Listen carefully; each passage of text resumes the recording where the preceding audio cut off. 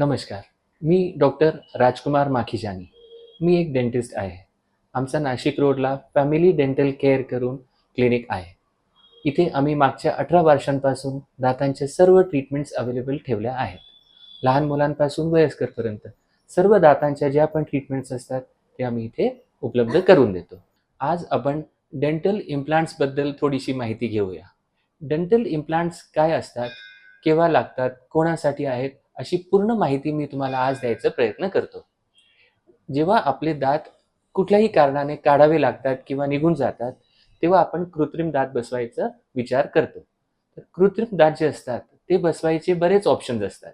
आधीच्या काळात कवडी करायचे पेशंट्स, नंतर ब्रिज करून एक ऑप्शन अवेलेबल होता. ब्रिजमध्ये आम्ही काय करायचो, जो पुढचा आणि जो मागचा दात असतो, त्यांना घासून छोटं करायचो आणि त्यांचा आधार घेऊन आम्ही दात बसवायचो. पण त्याच्यात काय होतं, जे चांगले दात आहेत, ते आपल्याला घासून छोटे करावे लागायचे.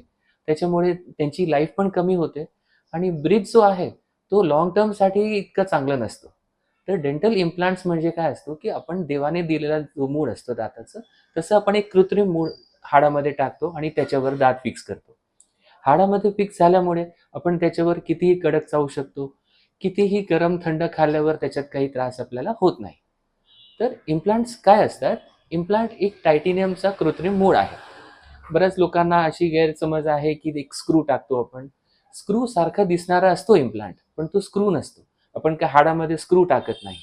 हाडामध्ये आपण प्रॉपर जशी जागा असते ती जागा तयार करतो आणि तिथे एक टायटेनियमचं इम्प्लांट टाकतो. टायटेनियम असल्यामुळे दाताचं आणि इम्प्लांटचं याचं फ्युजन खूप चांगलं होऊ शकतो आणि दुसरं टायटेनियममुळे बॉडीला काही रिॲक्शन्स होत नाही. टायटेनियम असा धातू आहे ज्याच्याने बॉडी कधी रिॲक्ट नाही करणार आणि तो आयुष्यभर तिथे चांगलं फिक्स राहू शकतो. तर आपण का इम्प्लांट्स करतो हे आपलं बोलणं झालं. आता हे कधी करू शकतो आपण?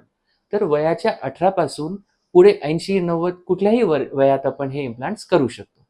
18च्या खाली आपण का करत नाही, की अजून शरीराची ग्रोथ बाकी असते. पूर्णपणे ग्रोथ झाल्यानंतर इम्प्लांट्स केलेलं कधीही चांगलं असतं. कमी वयात केलं तर नंतर दातांमध्ये गॅप पडण्याची शक्यता असते. म्हणून 18च्या पुढे आपण कधीही इम्प्लांट करू शकतो. दुसरं प्रॉब्लेम आहे एक मेडिकल कंडिशन्स.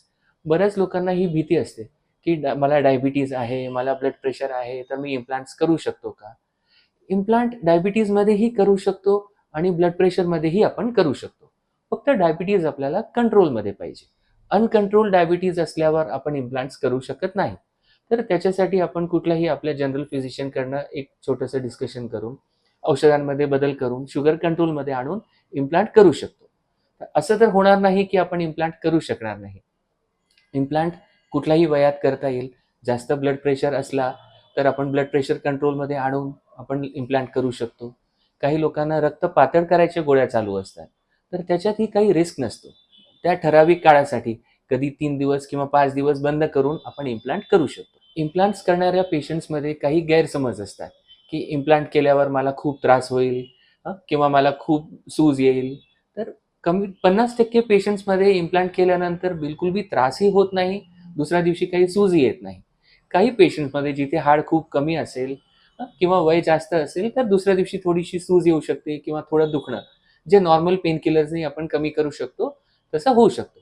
तर कुठलीही गैरसमज ठेवली नाही पाहिजे. दुसरं, की एअरपोर्टवर गेल्यावर सिक्युरिटीमध्ये काय प्रॉब्लेम होईल का?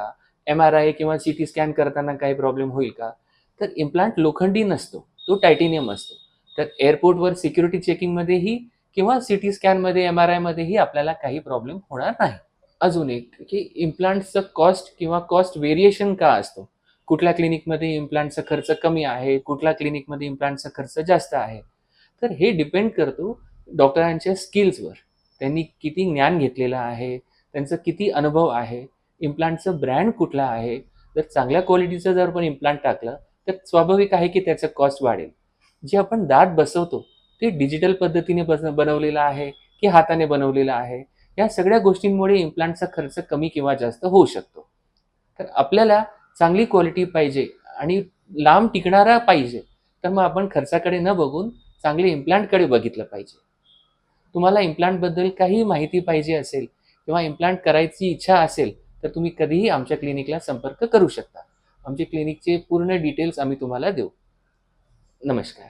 मी नंदकिशोर पाटील फॅमिली डेंटल केअरमध्ये डॉक्टर राजकुमार माखीजानी यांच्याकडे दातांच्या ट्रीटमेंटकरता आलो होतो.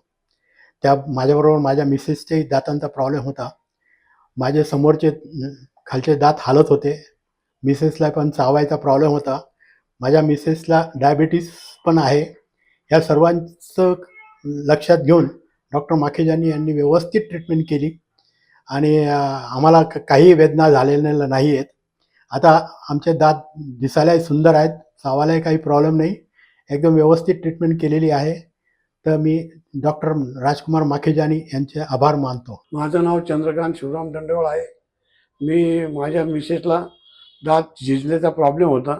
मला माझ्या मित्रांनी सांगितलं डॉक्टर राजकुमार फॅमिली डेंटल केअर नाशिक रोडला जा, तिथे व्यवस्थित ट्रीटमेंट मिळेल. मग मी त्यांच्याकडे आलो आणि त्यांनी व्यवस्थित ट्रीटमेंट दिली. आता सुंदरपैकी व्यवस्थित आहे. सगळं काही प्रॉब्लेम कुठलाही राहिलेला नाही.